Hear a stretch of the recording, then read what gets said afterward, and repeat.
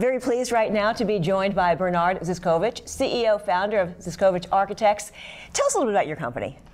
Well, my company is an innovation company in the sense of architecture and urban design. What we do is we create neighborhoods, we create buildings, but the main objective and purpose is to find a way to add value to the users, the people, the city, whatever is our main objective.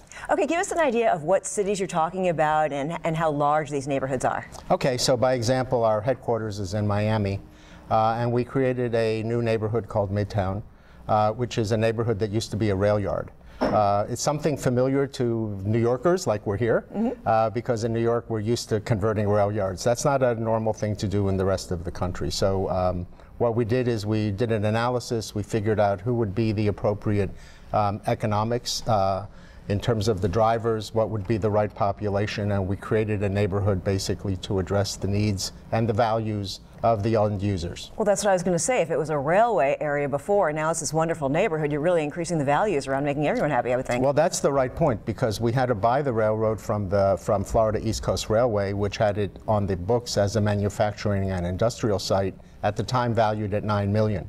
Just by making the plan, we changed the value to $35 million.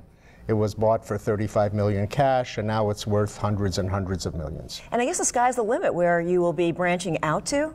Yes, because what we do is we're very interested in the totality of the integration of these aspects. So we like working with the economics, but we like introducing the architecture as the kind of formal response to the economics and the urban need.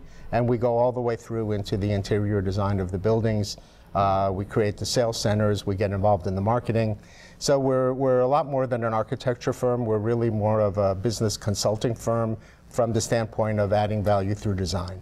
And so what do you have to consider moving into the future and, with different cultures and the way people are moving into different areas and different urban development? What do you have to look at when you're planning all of that?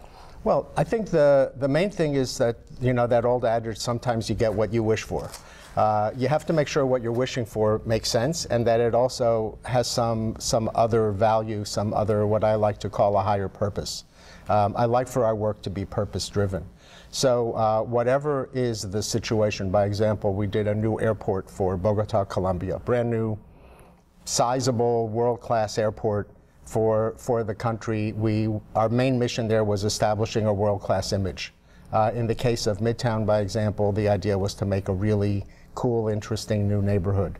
We're working currently in the city here in our New York office on Dumbo for the Watchtower, which has been purchased by Kushner and RFR and Invesco, and we're creating a new neighborhood in Brooklyn that will now extend the Dumbo area into the Watchtower, which is, as you know, famous as a location where the Jehovah's Witnesses sold their property. So every project has its own particular mission, and we customize our response to developing the highest value we can for that mission. That's fascinating. Yeah, it's really, it's a little bit of, it's mostly designed with a little psychoanalysis. I would imagine, which would keep it interesting. Yes. Well, Bernard, such a pleasure to have you on M&A TV. Thank you so much for taking the time to talk with us, and very good luck to you in the future. Thank you.